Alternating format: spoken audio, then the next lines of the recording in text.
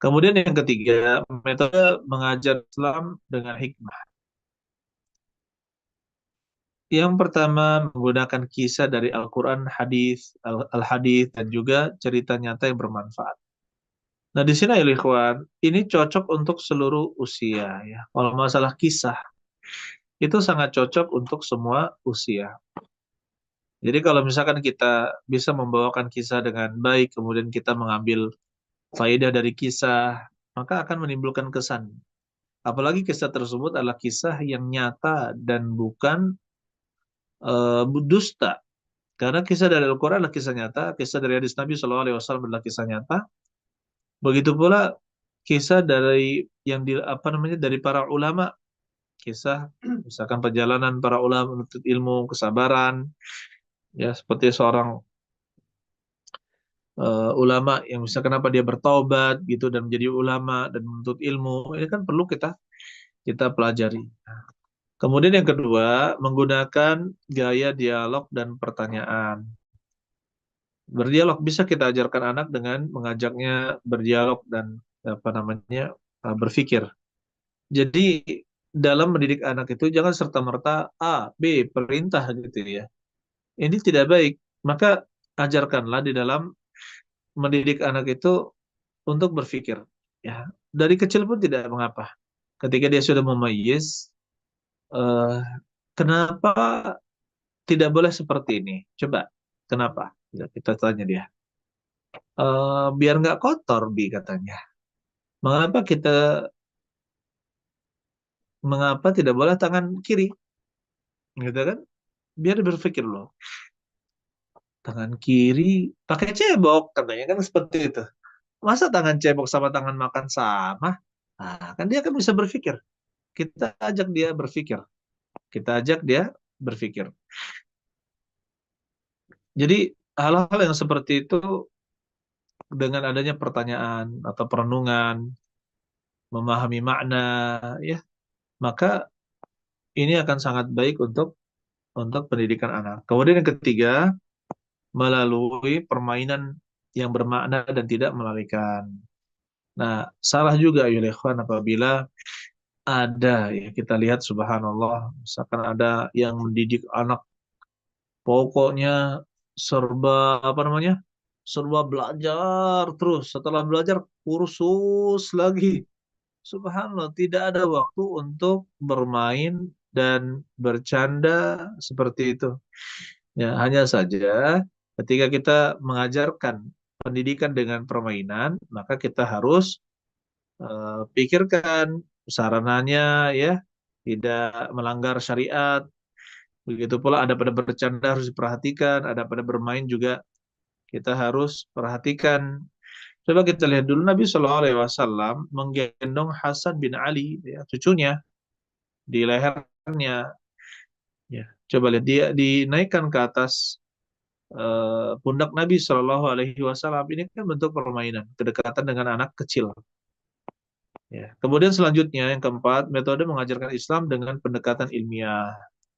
Nah, biasakan ketika mendidik anak, kita selalu mengaitkan agama ini dengan realitas yang terjadi di alam semesta.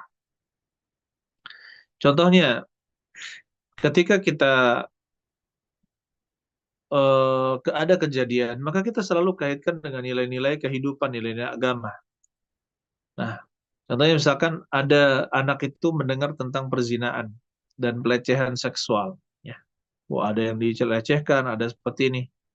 Maka itulah kesempatan bagi orang tua untuk menjelaskan ya kepada anak wanitanya dan juga anak laki-lakinya bahwasanya di dalam Islam sudah diatur bahwasanya kita harus pakai jilbab, ya kita tidak boleh campur baur antara laki-laki dan perempuan. Islam sudah mengatur itu semua. Tujuannya apa? Agar jangan sampai terjadi pelecehan seksual dan jangan sampai terjadi perzinaan. Maka dijelaskan, ya ambil momen-momen untuk menjelaskan itu. Ya ambil momen-momen untuk menjelaskan itu. Contohnya misalkan ada dia anak kita melihat ada bos atau atasan marah-marah kepada bawahannya bahkan berbuat zalim kepada bawahannya, maka orang tua mengingatkan Islam tidak boleh mengajak, tidak boleh merendahkan manusia, tidak boleh berlaku zalim, tidak boleh menghina manusia seperti itu. Maka kita masukkan nilai-nilai yang sangat baik ya, nilai-nilai agama dari kejadian-kejadian yang terjadi. Kemudian yang kedua menyesuaikan ucapan dengan taraf akal pendengar. Jadi penting ketika kita mengajar itu jangan kita bicara ketinggian ya. Ya kita harus sesuaikan dengan siapa kita berbicara.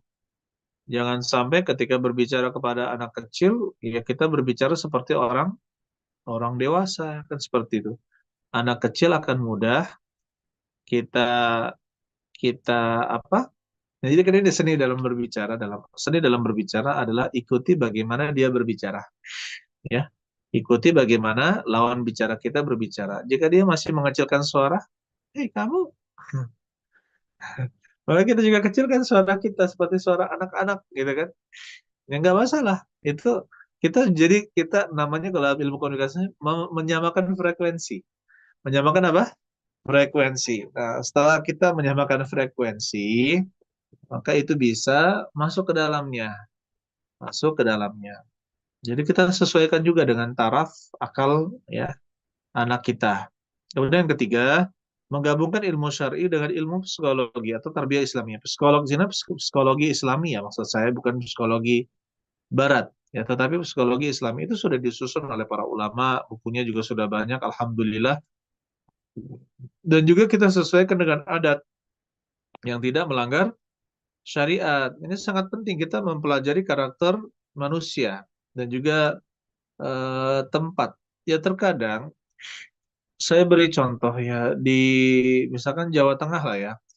Jawa Tengah itu kadang kita mengangkat suara saja itu dianggap walaupun kata-katanya teratur ya. Kita mengangkat suara saja kepada orang yang lebih tua itu sudah tidak sopan gitu ya. Itu dianggap tidak sopan. Nah, berbeda kalau misalkan kita berada di Sumsel. Saya kan sekarang di Sumsel nih. Malah kalau kita misalkan bicaranya pelan, ngomong apa kamu? Dibilangnya apa? Cak berkumur-kumur kan. Seperti berkumur-kumur, tidak ada bicara sama sekali gitu kan. Nah, ini kan kita harus sesuaikan ya. Adat, kebiasaan juga kita harus sesuaikan. Jangan sampai seperti itu. Kemudian ayo ikhwan, nah ini nanti bisa dibaca bagaimana tantangan-tantangan kontemporer ya dalam mendidik anak dan bagaimana solusinya. Saya baca dengan cepat saja. Bagian pertama tantangan. Apa saja tantangan di zaman sekarang ini? Yang pertama pengaruh media dan teknologi. Adanya HP, gadget, permainan, game online, dan media sosial. Harus diadakan pengawasan yang sangat ketat dalam masalah ini. Kemudian yang kedua adalah lemahnya keteladanan di rumah. Ya, anak kehilangan sosok teladan di rumahnya. Karena ada kontradiksi antara ucapan dan tindakan orang tuanya berbeda. Orang tuanya bilang begini, ternyata dia sendiri yang melanggarnya. Ketiga, tantangan pemikiran dan akidah ini juga tidak kalah pentingnya. Banyak sekali apa namanya kesesatan yang ada di internet atau di dunia ini ya, seperti ateisme, agnostik, syubhat dan yang lainnya itu itu menyebar. Begitu pula nah ini juga kita ingatkan kesibukan orang tua dengan dunia dan pekerjaan. Karena sibuk mencari dunia, ya mengejar dunia, akhirnya apa? Lalai menemani anak, lalai mencontohkan kepada anak. Ya saya punya santri dulu dia berkata, saya nggak mau jadi pegawai. Kenapa? Karena saya mau jadi pebisnis saja. Loh kenapa? Bapak saya Ustadz perginya itu sebelum subuh kerja. Ya, pulangnya ketika jam 10 malam. Jadi kami sudah belum sholat subuh, Bapak sudah pergi. Kemudian kami tidur, Bapak baru datang. Katanya, nggak mau lah saya. Ketika hari Sabtu, Bapak tidur aja seharian di waktu pagi katanya. Baru bisa jalan hari hari Ahad ya, hari hari Minggu baru bisa jalan. Itu pun cuma jalan habis di jalan katanya. Nggak ada waktu untuk bersama-sama. Subhanallah, kita katakan akhirnya apa? Coba ini anak dia melihat kekurangan orang tuanya dan alhamdulillah kan dipondokkan ya, jadi paham agama. Akhirnya apa?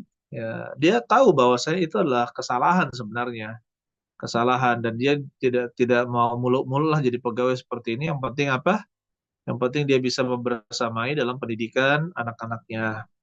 Kemudian selanjutnya lemahnya ikatan keluarga. Ya, ini juga komunikasi sangat penting. Begitu pula yang menjadi masalah sekarang, pendidikan hanya berorientasi duniawi. Subhanallah. Sekarang banyak ini pendidikan bagaimana nanti anak saya bekerja, bagaimana nanti anak saya bisa dapat gaji besar, bagaimana anak saya nanti jadi pengusaha yang besar gitu kan, atau ini dan itu. Ya, subhanallah, tidak berpikir lebih kepada hal yang bermanfaat ya. Kemudian yang ketujuh, bagaimana tekanan dari teman sebaya atau pengaruh buruk dari lingkungan, maka ini juga harus kita pikirkan solusinya. Ayol ikhwan, rahimani wa rahimakumullah. Kemudian materi kita lingkai sifat pendidik yang sukses, sifat seorang guru, yaitu orang tua yang sukses dalam mendidik anaknya. Apa itu? Yaitu yang menggabungkan antara ilmu, kasih sayang, kesabaran, rasa syukur, dan hikmah. Yang pertama ilmu. Ilmu kan sudah kita pelajari harus ilmiah, harus sesuai dengan syariat. Yang kedua dengan kasih sayang. Harus dengan kasih sayang. Kita pun kalau memarahi anak itu dia dilandasi dengan kasih sayang, bukan karena benci dendam, tidak, tetapi karena kasih kasih sayang. Kemudian kesabaran, ya. Pendidik yang baik, orang tua yang baik adalah orang yang sabar ya dengan anak-anaknya, ya, tidak bosan untuk menasehati, tidak bosan untuk menemani, tidak bosan untuk membimbing. Kemudian yang tidak kalah pentingnya juga adalah orang tua itu harus bersyukur dengan berbagai macam jenis anaknya. Ya, watak anak itu kan berbeda-beda. Ya, harus bersyukur, syukuri. Bahkan subhanallah saya pernah membawa jamaah umroh ya. Ya qadarullah anak pertama beliau itu di apa ya bisa dikatakan tidak berakal atau autis, tapi autis yang sampai tidak berakal gitu ya, sulit sulit. Jadi subhanallah, jadi rekan-rekan atau jamaah yang lain itu ketika beliau bercerita tentang anak beliau, apa jawaban teman-teman yang lain ya, ibu-ibu atau bapak-bapak yang menasihati beliau, itu rezeki kamu katanya. Itu rezeki rezeki kamu, ya. Akhirnya apa? Dengan merawat anak yang seperti itu, yang harus dirawat, bahkan rumahnya pun ada kerangkengnya ya, seperti penjara di besi gitu ya. Takut dia kabur kan gitu kan. Karena dia tidak berakal. Maka subhanallah dengan kesabarannya dapat harta yang tidak diduga-duga. Dia punya usaha ini, punya usaha itu, hasil ini, hasil itu. Akhirnya apa bisa mengumpulkan harta dan juga memberikan kepada orang lain. Kemudian yang tidak kalah pentingnya lagi adalah hikmah ya dalam mendidik anak. Ya, dalam mendidik anak. Ya, Allah alam bissawab.